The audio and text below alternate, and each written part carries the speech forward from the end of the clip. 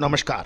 Colonel Ajay, CEO Ajay astro money group fast global astro finance digital channel से आपसे मुखातिब होता हूं। आज 14 मई सन 2025।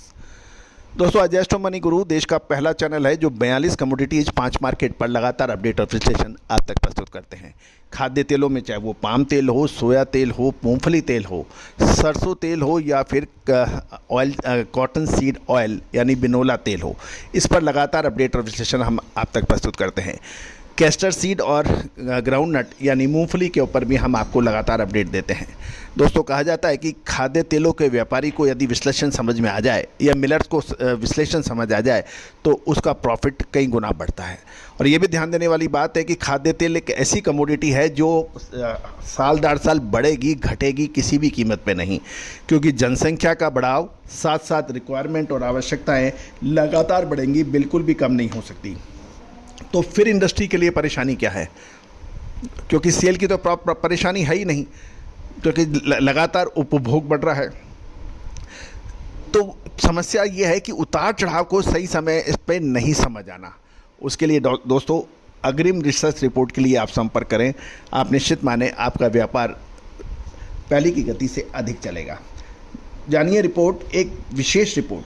इंडोनेशिया ने 17 मई से क्रूड पाम ऑयल के निर्यात पर एक्सपोर्ट ड्यूटी 10% तक बढ़ गई है, जो मौजूदा समय में 7.5% थी, बढ़ाकर अब 10% कर दिया गया है, जिससे निर्यात बोझ में $23 प्रति टन की बढ़त हो सकती है। जानिए रिपोर्ट पूरी विस्तार से। दोस्तों, एक विनर मनोरो, यदि आप हमारे चैनल पर नए हैं, पहली बार आए हैं और अभी तक सब्सक्राइब नहीं किया है तो चैनल को सब्सक्राइब करना बिल्कुल ना भूलें, ताकि हर महत्वपूर्ण खबर आप तक सबसे पहले पहुंचाई जा सके।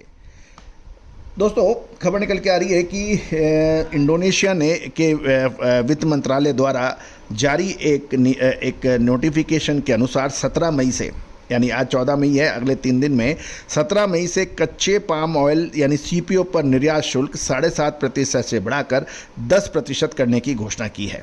और ये प्रोसेस्ड पाम ऑयल प्रोडक्ट्स पर भी शुल्क बढ़ाया गया है।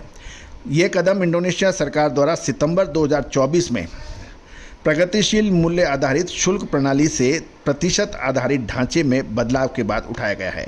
वर्तमान समय में रेफरेंस मूल्य $924.46 प्रति टन के कारण नया शुल्क $92.45 प्रति टन होगा, जो पहले के 7.5% की दर के तहत 69.33 से अधिक है। निश्चित यानी फिक्स निर्यात कर भी $74 सहित कुल निर्यात लागत अब $166.45 प्रति टन होगी, जो पहले की स्ट्रक्चरल से $23.12 अधिक है। उच्च शुल्क निर्यात की लागत में मामूली वृद्धि होने की संभावना है।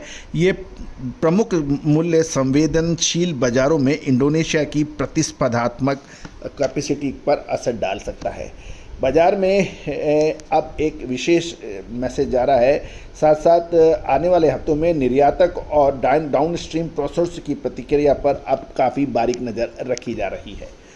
दोस्तों, ध्यान देने वाली बात यह है कि पाम तेल में मलेशिया, इंडोनेशिया, ब्राज़ील, अर्जेंटीना और अमेरिका जैसे देशों की अपनी मोनोपोली है और इनके ऊपर पूरा विश्व नज़र रख सकता है। दोस्तों, अब ये 17 मई से जो ये कार्रवाई हो रही है, इससे क्या पाम तेल के दाम बढ़ेंगे या फिर घटेंगे, ये एक महत्वपूर्ण बिंदु है। तो दोस्तों, न्यूज़, खबर, र्यूमर, ये सब अलग अलग विश्लेषण अलग अलग पहुंच लेके आती है। तो दोस्तों, हमने मई महीने के द्वितीय हाफ में यानी सेकंड हाफ में क्या होने की संभावना है, इसके ऊपर एक बिल्कुल क्लियर शो हमने अपलोड किया है, उसको अभी आप देखना ना भूलें। दोस्तों, अक्सर फ़ोन आते हैं कि सर आप हर शो में लगातार कोई नहीं बताते। दोस्तों, कैसे संभव है? यदि हर चीज़ निःशुल्क बताई जाए, हर चीज़ आप जो भी महानुभाव हमारे लगातार शो देखते हैं, उनको हम पूरी किसी ना एक शे के अंदर अपनी पूरी जानकारी दे देते हैं, लेकिन एक ही जानकारी को हर शो में रिपीट किया जाए, ये संभव होता नहीं है। यदि आप एक ही पिक्चर, एक ही गाना, एक ही हीरो को लगातार 10 बार, 25 बार, 100 बार देखेंगे तो निश्चित रूप से आप बोर हो जाएंगे। उसी तरह से हर शो में नयापन लाना, बाज़ारों की खबरें देना, ये आवश्यक हो जाता है। तो दोस्तों आप भी संपर्क कर सकते हैं विशेष अग्रिम रिसर्च रिपोर्ट के लिए।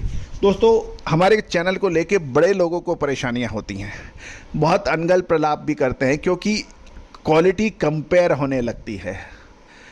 दोस्तों भाव आपको मिल सकते हैं, निःशुल्क भी मिल सकते हैं, हमारे चैनल पे भी निःशुल्क मिल जाएंगे आपको, लेकिन न्यूज़ विश्लेषण वो सबसे महत्वपूर्ण होता है और उस समय से पहले यदि आपको मिले तो उसकी बात है, वरना फिर पोस्टमार्टम न्यूज़ का कोई फ़ायदा होता नहीं है। All the very best, good luck, happy trading.